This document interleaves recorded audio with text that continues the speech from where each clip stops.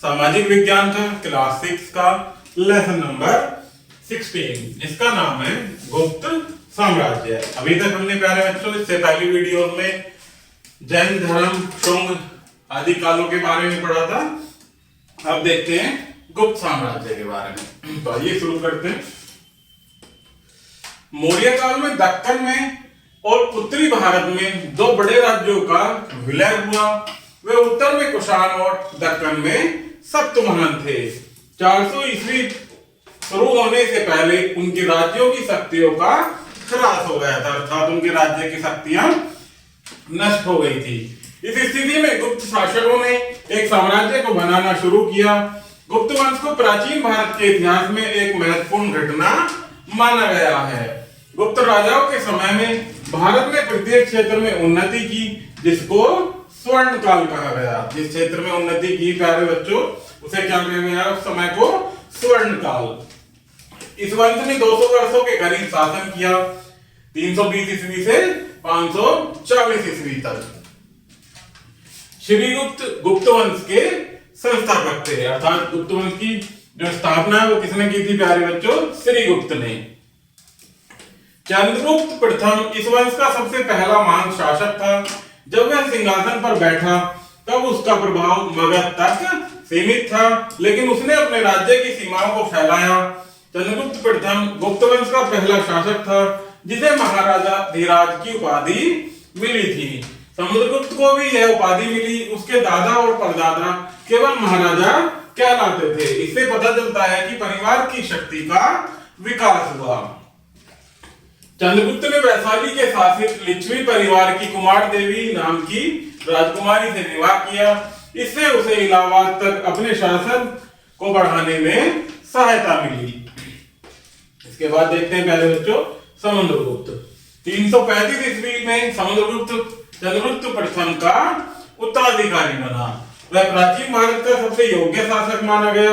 हमें समुद्रगुप्त के बारे में एक लंबे लेख से पता चलता है, जो वास्तव में संस्कृत का एक कविता है, जिसकी रचना 1700 वर्ष पूर्व दरबारी कवि हरिसेन ने की थी। किसने की थी? हरिसेन नामक एक कवि ने। यह इलाहाबाद में अशोक के स्तंभ पर लिखा हुआ है। यह लेख विशेष प्रकार का होता है, जो प्रशस्ति के नाम से जाना जाता है। यह एक संस्कृत शब्द है जिसका अर्थ है प्रशंसा में। समुद्रगुप्त की प्रशस्ति। कवि ने समुद्रगुप्त की प्रशस्ति में राजा की प्रशंसा बड़े सुंदर तरीके से की है। एक योद्धा की तरह, एक राजा की तरह, जिसने कई युद्ध जीते हैं, जो ज्ञानी है और सारे कवियों में सबसे श्रेष्ठ है, जिसका भगवान के समान ही वर्णन होता है। प्रशस्ति की बहुत लंबे वाक्य में रचना की जाती है। आगे देखते हैं प्यारे बच्चों समुद्रगुप्त एक योद्धा। हरिसेन ने 4 प्रकार के शासकों का वर्णन किया है और उनके प्रति समुद्रगुप्त की नीतियों के बारे में बताया है। जिसमें से कौन कौन सी हैं 4 प्यारे बच्चों? इनको हम पॉइंट वाइज दिए गए हैं, इनको 1 बाय 1 पढ़ेंगे। 4 नीति के बारे में।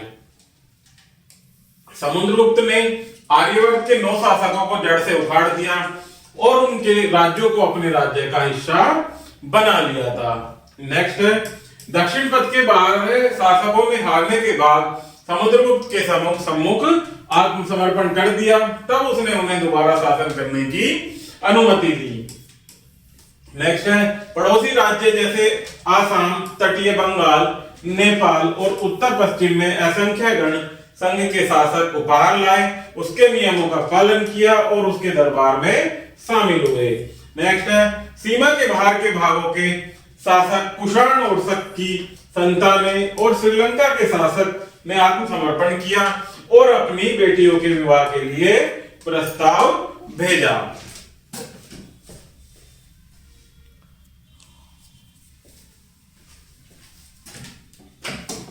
इसके बाद देखते हैं प्यारे बच्चों कि समुद्रगुप्त का साम्राज्य पूर्व में हुगली से लेकर पश्चिमी चंबल तक और उत्तर में हिमालय से दक्षिण में नर्मदा तक फैला हुआ था। लेकिन दक्षिण भारत के शासक भी उसके वशीकरण में थे। वह भारतीय नेपोलियन के नाम से जाना जाता है। एक महान योद्धा और एक विजेता होने के साथ साथ समुद्रगुप्त कला और साहित्य का भी उतना ही प्रेमी था। वह स्वयं भी एक महान संगीतज्ञ था। उसके सिक्कों में वह वीणा बजाते हुए दर्शाया गया है। वह एक महान विद्वान और कवि था। ये सिक्के के रूप में आप देख सकते हैं प्यारे बच्चों, जिसे वीणा बजाते हुए दर्शाया गया है। ये आगे का भाग है और ये पीछे का भाग है। आगे देखते हैं प्यारे बच्चों चंद्रगुप्त द्वितीय के बारे में। 380 ईस्वी में समुद्रगुप्त के बाद उसका बेटा चंद्रगुप्त द्वितीय सिंहासन पर बैठा। उसे विक्रमादित्य के नाम से भी जाना जाता है। जो समुद्रगुप्त के बाद उसका बेटा चंद्रगुप्त द्वितीय बैठा था गद्दी पर प्यारे बच्चों, उसे किस नाम से भी जाना जाता है? विक्रमादित्य के नाम से। उसने शक राजा रुद्रसेन तृतीय को हराया और उसके राज्य पर कब्जा कर लिया। इससे पश्चिमी भारत में शक शासन का अंत हुआ और गुप्त साम्राज्य में गुजरात, काठियावाड़ और पश्चिम मालवा के क्षेत्र सम्मिलित हो गए। चंद्रगुप्त द्वितीय के बाद कुमारगुप्त सिंहासन पर बैठा। उसके शासन के दौरान मध्य एशिया की एक असभ्य जाति हूण, जो कि भारत पर आक्रमण किया।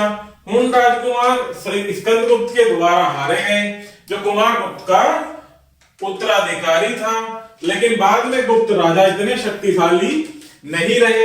धीरे धीरे सूबे स्वतंत्र हो गए। इससे यह स्पष्ट होता है कि हूणों द्वारा किए आक्रमणों ने इसके विरुद्ध साम्राज्य की अर्थव्यवस्था को प्रभावित किया। स्कंदगुप्त द्वारा बनाए गए सोने के सिक्के सीमित थे। उसने पश्चिमी भारत में चांदी के सिक्के बनवाए थे। पश्चिमी भारत में कैसे सिक्के बनवाए थे प्यारे बच्चों? उसने चांदी के सिक्के बनवाए थे। जीवन के विभिन्न क्षेत्रों में गुप्त शासकों की महान उपलब्धियों के कारण प्राचीन भारतीय इतिहास में गुप्त काल को स्वर्ण काल कहा गया। गुप्त काल को क्या कहा गया प्यारे बच्चों? स्वर्ण काल। आगे देखते हैं शासन प्रणाली के बारे में कि शासन प्रणाली किस तरह की रही होगी।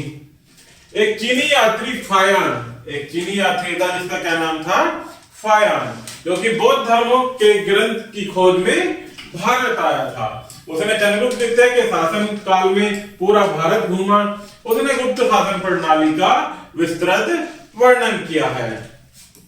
साम्राज्य कई सूबों में बांटा गया था, जो गवर्नर के अधीन था। वे सभी प्रदेशों में चुने गए सदस्यों से सलाह और निर्देश लेते थे। राजा ने युद्ध और शांति के दौरान राज्य की पद्धतियों का निश्चित किया। उसने युद्ध में अपनी सेना भेजी। वह शासन प्रणाली में केंद्रीय व्यक्ति था। हालांकि महान न्यायिक शक्तियां राजा के पास थी।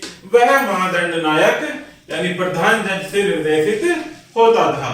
सूबे में उपारिका काम करते थे और प्रदेश में विषयपति काम करते थे। गांवों का प्रधान ग्रामपति कहलाता था और गांवों के बुजुर्ग छोटे मामलों का निपटारा करते थे। फायान ने गुप्त शासन प्रणाली की बहुत प्रशंसा की, जो उदार थे, जनता के प्रतिदिन के जीवन में कभी भी दखल नहीं देते थे। सजाएं कठोर नहीं थी, इसलिए अपराध नहीं था। सड़कें सुरक्षित थी। भूमि कर जो उत्पादन का चौथाई हिस्सा होता था, आय का प्रमुख स्रोत था। सरकारी अधिकारी ईमानदार थे। आगे देखते हैं प्यारे बच्चों समाज के बारे में पढ़ेंगे कि फायान के अनुसार जनता धनी और सभ्य थी। वे अस्पताल और आराम घरों के लिए उदारतापूर्ण दान करते थे। वे ईमानदार थे और न्याय को मानते थे। चांडाल के अतिरिक्त सभी जातियों में एकता थी। चांडाल कस्बों के बाहर रहते थे और उनसे अछूत की तरह व्यवहार होता था। चांडाल कैसी जनजाति थी? एक जिनसे अछूत की तरह व्यवहार होता था और वो कस्बों शहरों से बाहर रहते थे। महिलाओं का समाज में अच्छा स्तर था। वे पढ़ती थी। कुछ महिलाएं गवर्नर के पद पर काम करती थी और ग्राम पंचायत की प्रधान थी। लड़कियों को स्वयंवर का अधिकार था, जिसमें उन्हें अपनी पति चुनने का अधिकार था। अनेक पतियों से विवाह करना और सती प्रथा चलन में थी। अब पढ़ते हैं प्यारे बच्चों अर्थशास्त्र के बारे में। लोगों का प्रमुख व्यवसाय खेती था। राज्य के कर का एक बड़ा हिस्सा खेती से आता था। गांवों में रहने वाले लोगों के दूसरे अन्य व्यवसाय भी थे। वे विभिन्न कलात्मक चीजें बनाते थे। दैनिक उपयोग में आने वाली वस्तुएं जैसे बर्तन, फर्नीचर, टोकरियां और धातु के औजार होते थे। विलासिता की बहुत सी वस्तुएं जैसे सोने के आभूषण, महंगे पत्थर, हाथी दांत से बनी वस्तुएं, सिल्क और सूती महंगे वस्त्र होते थे। गुप्त काल के दौरान भीतरी व्यापार और वाणिज्य बहुत फला फूला। अंतर्देशीय व्यापार भूमि के रास्ते और पानी के रास्ते होता था। उज्जैन, पाटलिपुत्र, बनारस, मथुरा, तमरालिपति आदि व्यापार के प्रमुख केंद्र थे और बाजार सड़कों से जुड़े हुए थे। भारत का विदेशी व्यापार भी खूब चमका। विदेशी व्यापार दक्षिणी पूर्व एशिया में बर्मा, जो कि म्यांमार में पड़ता है, द्वीप, जावा, सुमात्रा, चंपा जो कि वियतनाम में है, और तमरालिपति से कंबोज अर्थात कंबोडिया और भारत के पूर्वी तट पर अनेक बंदरगाहों पर होता था। पश्चिमी तट पर बंदरगाह जैसे ब्रोंच, कोम्बे, सोपारा पश्चिमी देशों से व्यापार करते थे। दक्षिणी पूर्वी एशिया के देशों के जहाज इन बंदरगाहों से जाते थे। भारतीय वस्तुएं तटीय मालाबार जैसे कालीकट और कोचीन से अफ्रीका, अरब, ईरान और भूमध्य सागर भूमि पर ले जाई जाती थी। व्यापारियों के कारवा भी मध्य एशिया और चीन से ही जाते थे। जो व्यापारी होते थे उनका समूह अर्थात उनका कारवा भी मध्य एशिया से ही चीन को जाते थे। गुप्त शासकों ने प्रमाणित सोने चांदी के सिक्के चलाए जिनसे व्यापार में सहायता मिलती थी। आगे बढ़ते हैं प्यारे बच्चों, कला और शिल्प कला। गुप्त काल में कला और शिल्प कला ने बहुत उन्नति की। सारनाथ और दूसरी जगह की असंख्य मूर्तियां और प्रतिमाएं की खोज दर्शाती है कि बुद्ध के जीवन के नए विषयों से लिए गए वर्णित चित्रों के अतिरिक्त पौराणिक कथाओं से भी लिए गए थे। इस काल के दौरान सिकारा चिन्ह से असंख्य मंदिर बनवाए गए थे। सिकारा चिन्ह से क्या किया गया था? असंख्य मंदिर बनवाए गए थे। आगे बढ़ते हैं प्यारे बच्चों देवगढ़ के बारे में, जो कि एक ललितपुर उत्तर प्रदेश का स्थान है, वहां पर स्थित है। देवगढ़ का पत्थर मंदिर और भीतरी गांव, जो कि कहां पर है? भीतरी गांव का मंदिर कानपुर प्रदेश में का ईंटों का मंदिर दो अच्छे नमूने हैं। देवगढ़ का मंदिर और भीतरी गांव का मंदिर क्या है? ये ईंटों के अच्छे नमूने हैं। अजंता गुफाओं की चित्रकारी गुप्त काल की चित्रकारी का कला वर्णन करती है। ये गुफाएं कठोर पत्थरों को काटकर बनाई गई हैं और शिल्प कला के क्षेत्र में गुप्त की उन्नति का वर्णन करती हैं। अजंता गुफाओं की दीवारें सुंदर फ्रेस्को से चित्रकारी से ढकी हुई हैं, जो प्राकृतिक और अद्भुत जीवन के बारे में दर्शाती हैं। भगवान, मानव और जानवरों को धरती के रंगों से चित्रित किया है, जिसका दर्शकों पर अलग ही प्रभाव पड़ता है। तो प्यारे बच्चों इसके आगे देखते हैं साहित्य के बारे में। यह काल साहित्य में उन्नति के लिए प्रसिद्ध है। एक बार फिर संस्कृत प्रसिद्ध हो गई। गुप्त ने इसे अपनी दरबारी भाषा बनाया। क्या बनाया? संस्कृत को गुप्तों ने अपनी दरबारी भाषा। कुछ प्रसिद्ध विद्वानों ने साहित्य में आश्चर्यजनक काम किए। कालिदास के सबसे महत्वपूर्ण कार्य जैसे अभिज्ञान शाकुंतलम, मेघदूत, रघुवंश, कुमार संभव की इस काल में रचना की गई। ये क्या है प्यारे बच्चों? कालिदास के द्वारा रचित कुछ प्रमुख ग्रंथ हैं। इसी काल के दूसरे महत्वपूर्ण लेखक थे विशारदत्त, जिन्होंने मुद्रा राक्षस नामक पुस्तक लिखी।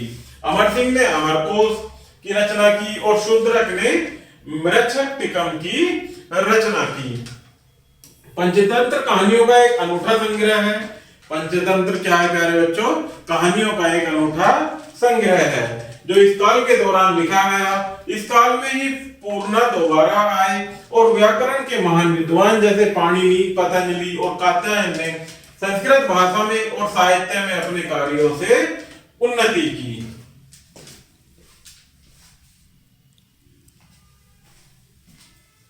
आगे बढ़ते हैं प्यारे बच्चों विज्ञान और तकनीक के विषय में। इस काल में खगोल विद्या, गणित और ज्योतिष के क्षेत्रों में महान उन्नति की।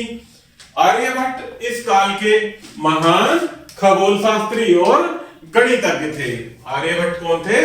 महान खगोल शास्त्री और गणितज्ञ, जिसने यह खोज की कि पृथ्वी अपनी धुरी पर और सूर्य के चारों ओर घूमती है। यह खोज किसने की थी प्यारे बच्चों? आर्यभट्ट ने। उन्होंने सूर्य ग्रहण और चंद्र ग्रहण के बारे में विस्तृत में लिखा।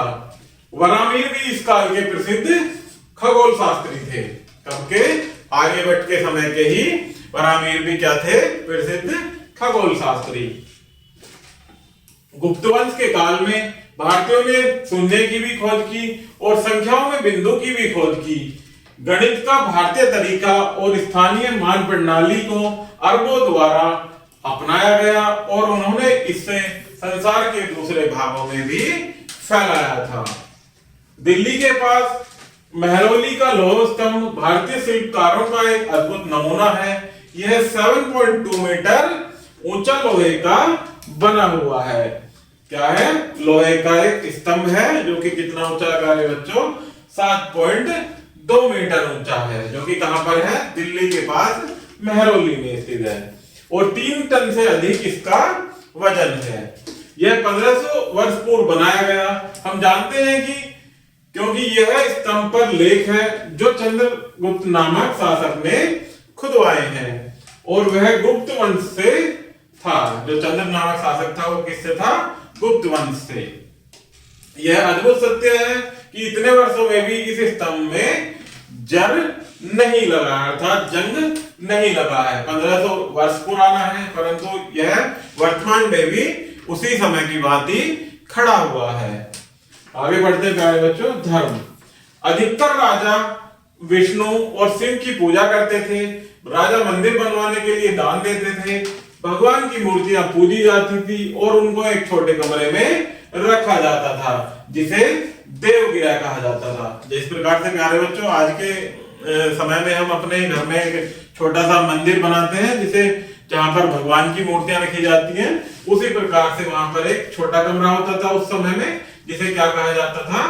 देवगिरह, अर्थात देवताओं का घर। आगे बढ़ते हैं प्यारे बच्चों। गुप्त साम्राज्य का पतन। गुप्त साम्राज्य के पतन के निम्नलिखित कारण थे। तो देखते हैं इनको क्या क्या कारण थे। जिसमें पहला था कि स्कंदगुप्त के बाद गुप्त साम्राज्य के उत्तराधिकारी कमजोर साबित हुए। इन कमजोर शासकों के काल में विभिन्न सूबों के गवर्नरों ने विरोध किया और अपने आप को स्वतंत्र शासक घोषित किया। नेक्स्ट कारण था अधिकारियों को धन के स्थान पर भूमि को वेतन के रूप में उपहार स्वरूप देना गुप्त साम्राज्य के लिए विनाशकारी सिद्ध हुआ। राजा की भूमि अधिकारियों को दी जाने लगी। नेक्स्ट कारण रहा प्यारे बच्चों कि हुनों के लगातार आक्रमण ने गुप्त साम्राज्य को कमजोर बना दिया था। इसके बाद प्यारे बच्चों इसमें कुछ मुख्य बिंदु दिए गए हैं जिनको हम 1 बाय 1 पढ़ेंगे। तो देखते हैं पहला पॉइंट कि गुप्त वंश का संस्थापक श्रीगुप्त था, जबकि इस वंश को सबसे पहले महान शासक चंद्रगुप्त प्रथम था। गुप्त वंश का वह पहला शासक था जिसे महाराजा धीराज की उपाधि मिली थी। क्या मिली थी उसको? महाराजा धीराज की उपाधि।